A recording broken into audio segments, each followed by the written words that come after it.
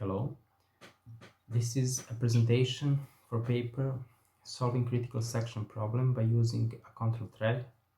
In this presentation, I will present you a new solution for solving the critical section problem. The critical section is a problem that occurs with concurrent systems. Concurrent systems are collections of processors that communicate by writing in shared space or reading from shared space. This way of programming speeds up the work of certain programs and provides greater utilization of resources. Algorithms that solve this problem allow multiple processes to seamlessly access and modify data in a mutual shared space. So far, several algorithms have been implemented to solve this problem. Initially, these were algorithms that enable the operation of concurrent systems for two processes. Today, there are algorithms that solve this problem for an arbitrary number of processes.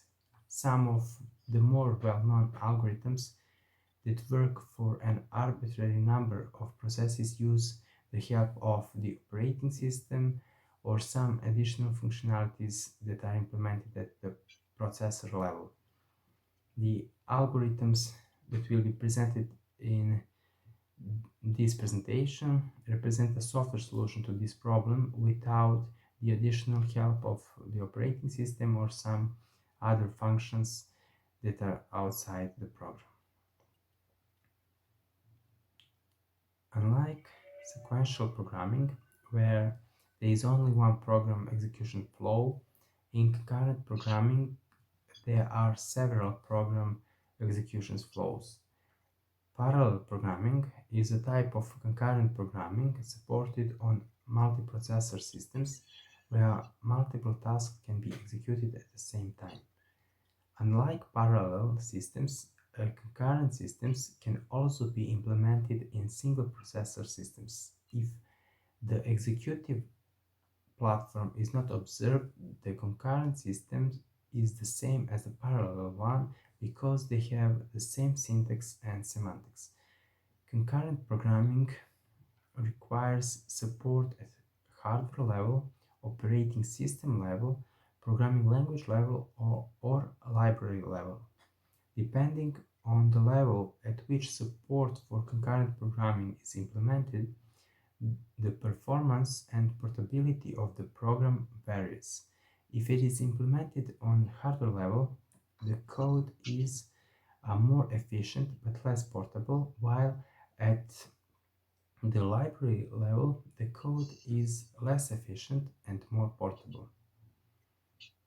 The basic problems of concurrent programming relate to the way one accesses the mutual shared space as well as the communication process. The goal of concurrent systems is to use more processors in the best possible way. Even on single processor systems, utilization is better. Today, a large number of client-server and network applications use the principles of concurrent systems. When two or more processes access and change the shared memory space, it is necessary to synchronize the processes. In case of unsynchronized access, data may be damaged or lost. To avoid this problem, a set of commands leading to it should be executed atomically. The part of the code that is executed atomically is called the critical section. The problem of making a critical section atomic is called the mutual exclusion problem. The basic tasks for solving this problem are isolating the critical section and preventing two or more processes from being in the critical section at the same time. The critical section can be implemented in software, hardware, by using the operating system or by using higher program structures for synchronization. The software solution to the critical section problem should satisfy certain assumptions and have certain features. Assumptions and features of the software solution are mutual exclusion, implementation without the help of the operating system, processes are asynchronous, cooperative processes, only processes within the critical section can prevent others from entering the critical section. The process must not wait indefinitely to enter the critical section. The process must not remain in the critical section indefinitely. The algorithm guarantees the possibility of entering a critical section to every process. Algorithms for solving critical section problems for two processes are Decker's algorithm and Peterson's algorithm, and algorithms for solving critical section problems for an arbitrary number of processes are test and set and Lampert's-Bakery algorithm. Algorithms such as test and set and Lampert's-Bakery are not altogether software solutions to the critical section problem. The test and set algorithm uses the help of a processor to execute a particular instructions atomically, while the Lampert's-Bakery algorithm uses the help of the operating system. Algorithms that solve this problem for only two processes such as Decker's and Peterson's algorithm can be implemented at the code level without the additional help of other components above the code level, such as libraries, operating system, or hardware components. This is possible because the two processes can control each other. In the case of two processes, each process knows in which state the other process is and in which state that process itself is. And in that way, it is possible to synchronize the process. When there are multiple processes, one process cannot check the states of all other processes in one command. In order for several processes to be synchronized, the help of a control component is needed. The role of the control component can be performed by a process that is not in the set of processes that want to enter the critical section. The control process, at the request of the processes wishing to enter the critical section, determines the order of entry into the critical section. In this way, there can be no conflict between processes. There are several algorithms that use this critical section approach. This is the pseudocode of one of the solutions. The elements of the flag array represent the thread's desire to enter the critical section. Each thread can access only one specific element of the array. The term variable determines which thread is next to enter the critical section. The thread registers for entry before entering the critical section, then waits its turn. When the thread takes precedence over the control thread, then it enters the critical section.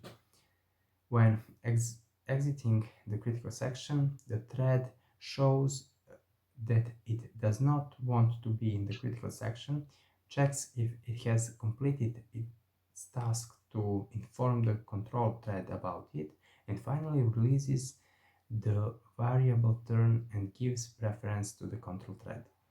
The control thread goes through the flag array and checks which thread wants to enter the critical section. When it finds a thread that wants to enter the critical section, it gives it an advantage to enter. The control thread must wait for the thread that is in the critical section to exit it and release the variable turn.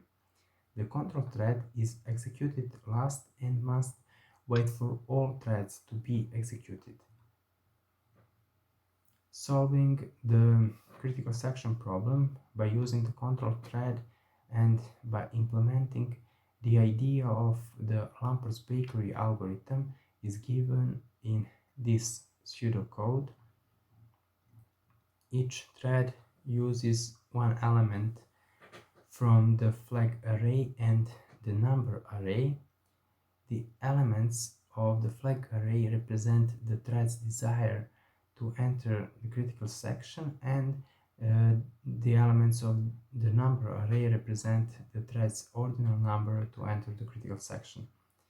The thread applies for entering the critical section, then waits to get the ordinal number. When it gets an ordinal number, it checks if any of the other threads have a smaller number. If such threads exist, the thread waits its turn, otherwise it enters the critical section. When exiting, it releases its field from the number array. The control thread goes through the flag array and checks which thread wants to enter the critical section. When it finds such a thread, it assigns it an ordinal number and informs the thread that it has been assigned a number by setting the flag of I to false. Concurrent systems are the basis on which today's computers are functioning. A concurrent approach speeds up the operation of many programs. The development of this area is of great importance for the improvement of computing. With this approach, computer resources can be used to the maximum. The advantage of the proposed algorithms is that they are portable and do not depend on the executable platform, such as the operating system, processor, or some other components. Solving this problem by using this approach can lead to finding new algorithms as well as improving existing ones. Thank you for listening.